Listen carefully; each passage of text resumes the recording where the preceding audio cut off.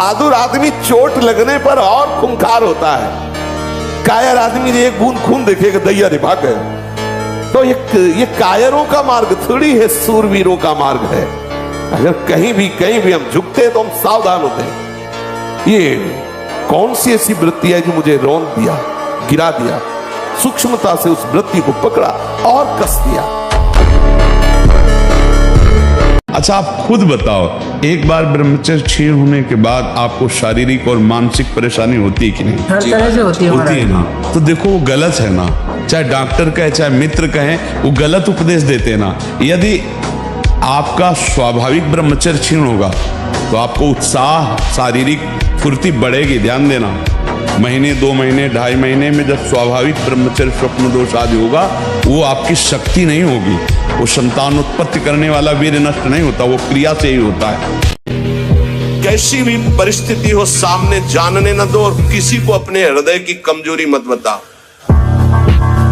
खाने को नहीं है, दर्द है, बहुत समस्या है, मेरा हरि जान रहा है और उसने पास किया है ऐसी परिस्थिति, तो उनके द्वारा किया हुआ विधान मेरे लिए परम मंगल विधान है।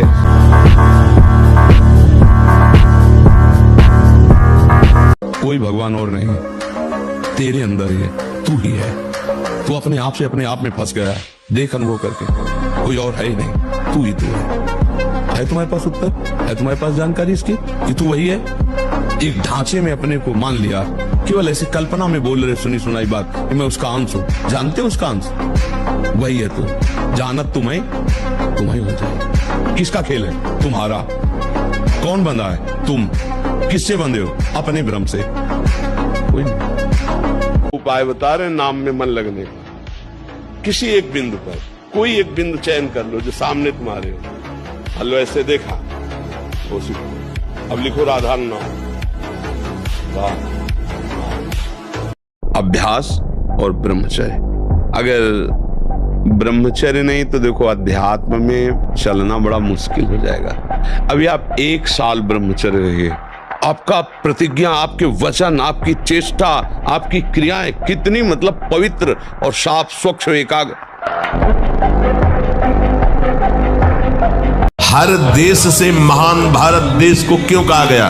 भारत भोग प्रधान देश नहीं है। किसी भी देश में ब्रह्मचर्य का कहीं नामो निशान नहीं मिलेगा। ये भारत देश में ही मिलेगा। यहाँ ब्रह्मचारी मिलेंगे, यहाँ सती मिलेंगे।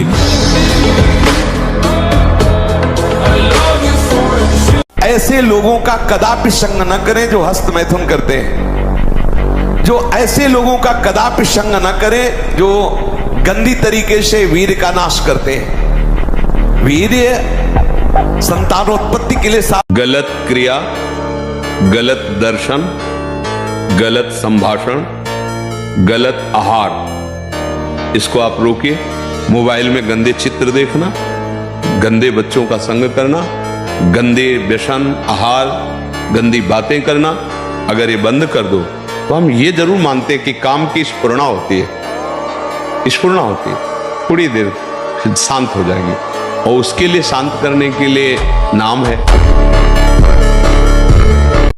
ये अवस्था वीर नष्ट होने की है।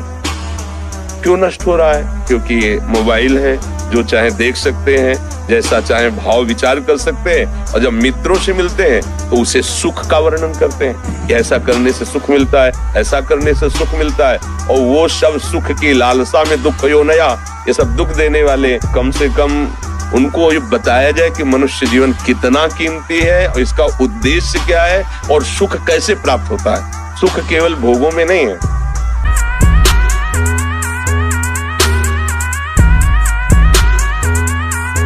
ऐसे कीमती समय को सोचो, हम कहाँ खर्चा करें? मनोरंजन में, बकवास में, व्यर्थ की लड़ाई झगड़ा में, व्यर्थ की दृश्य देखने में, व्यर्थ की क्रियाओं में, गंदे विचारों में। तो अगर हमें लगता है अगर हम भजन ईमानदारी से करना चाहें तो सब कुछ करते हुए भी हमारे पास भजन करने के लिए समय है। मानो अभ्यास नहीं उसका सब कुछ करते हुए भजन करने का, तो इसके अलावा भी उसके पास समय है। देवर्षि नारद जी कहते हैं कि अभी जिसने भजन भगवान का शुरू किया और पूरा नहीं हुआ, वो भ्रष्ट हो गया या शरीर छूट गया, तो कह रहे हैं वो कर्म धर्म करने वालों की गति को नहीं, को उत्तम गति को प्राप्त होगा। सबसे प्रार्थना करते, खिलवाड़ मत करो, सुख के नाम पे तुम्हें बर्बाद किया जा रहा है। ब्रह्मचर्य रह जाता है, शरीर भले रोग से ग्रसित हो तो विचार शक्ति इतनी बलवान होती है कि शरीर शक्ति के हीन होने पर भी वो प्रसन्न रहता है। खास बात होती है विचार शक्ति, और वो तभी संचय होती है जब ब्रह्मचर्य होता है। ब्रह्मचर्य बहुत बड़ा वरदान है।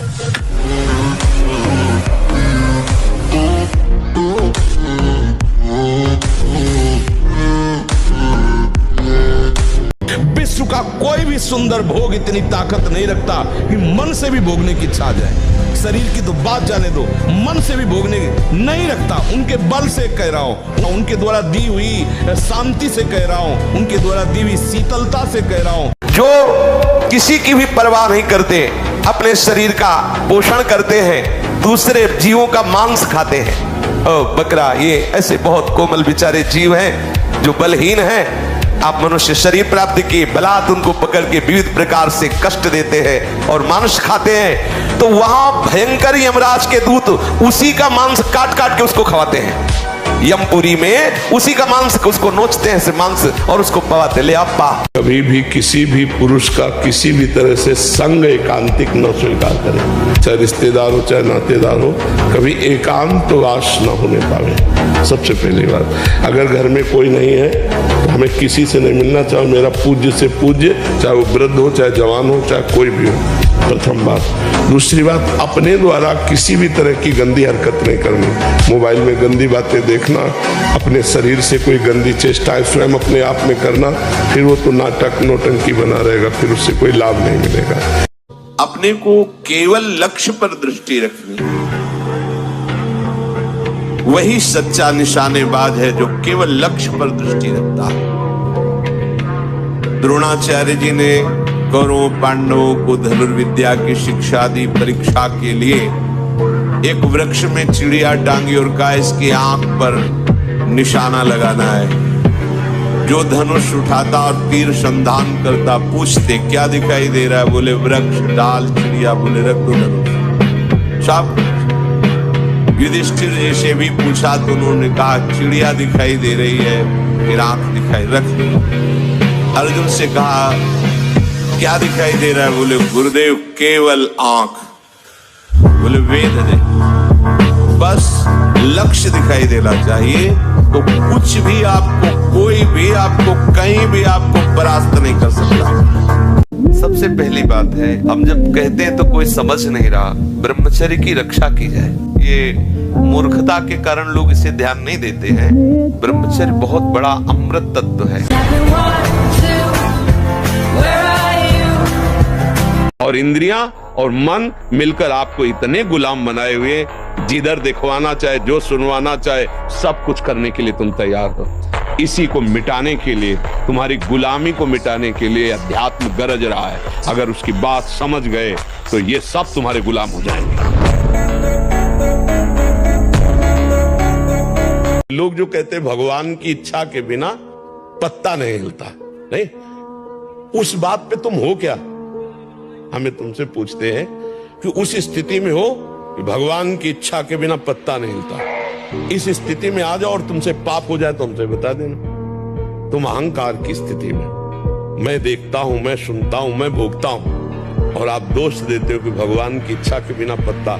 जब अपनी इच्छा को भगवान की इच्छा में मिला दी जाती है तो पाप हो ही नहीं सकता, क्योंकि अहंकार से पाप होता है।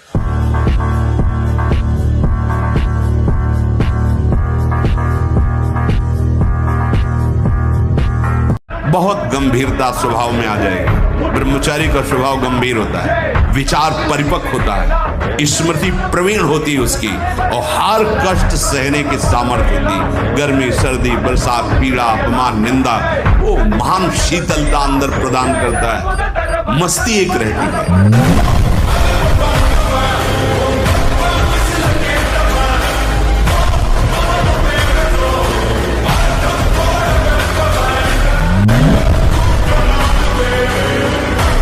नाम पकड़ लो, नाम तुम्हारा ऐसा साथी है कि अंदर बाहर सब जगह चकाचक कर देगा।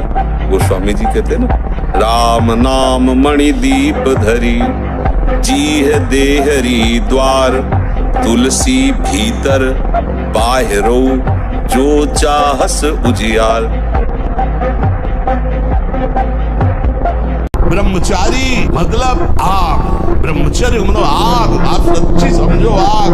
पैर ऐसे पड़े जैसे आग में पैर पड़ते। आग में पैर कैसे पड़ते? ऐसे ब्रह्मचारी चलता है क्या है? जैसे कि लहरी नहीं एकदम चिलचिलाती भागती, ऐसे ब्रह्मचर्य का जीवन होता है। विद्यालयों में ब्रह्मचर्य की तो शिक्षा नहीं दी जाती, और एक शिक्षा जुड़ गई है कि आप ब्रह्मचर्य छीन करें तो कोई हानि नहीं है, ऐसा डॉक्टर बताते हैं, और ऐसा उनको उपदेश मिलता है प्रायः। ऐसा जो उत्साह बढ़ाने वाले लोग हैं वो भी कहने लगे, सर्वनाश कर दिया बच्चों का। अभी 13, 14, 15, 16, 18 की अवस्था है और वो अन्य क्रियाओं द्वारा अपनी जीवनी शक्ति का नाश करने लगे। ब्रह्मचर्य में अपने आप एक उन्माद है। आप देखो जिन बच्चों ने ब्रह्मचर्य छीण नहीं किया है, उनको देखो कैसे उछलते हैं, कैसे कूदते हैं, बिजली की तरह उनके शरीर में स्फूर्ति होती है, एक उन्मत्तता है, गाते हैं। क्यों? वो उन्माद पैदा कर रहा है ब्रह्मचर्य, आनंद का उन्माद। और जो ब्रह्मचर्य छीण किए होते, मक्खी उड़ाए नहीं उड़ती। गुरुदेव, अगर आ जाओ आप भगवान के अंश हो, एक बार आ जाओ, मरना एक बार है, 100 बार नहीं। ध्यान रखना, 100 बार नहीं मरना है, एक बार मरना है, और वो निश्चित समय है, कोई बिना समय के मार नहीं सकता। Nobody, nobody, nobody knows.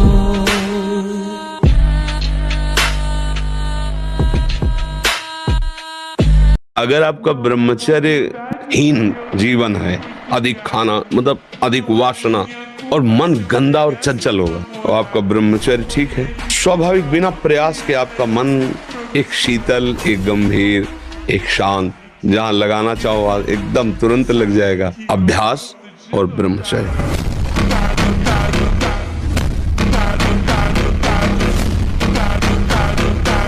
चाहे वो स्त्री साधक हो या पुरुष साधक, दोनों सावधान।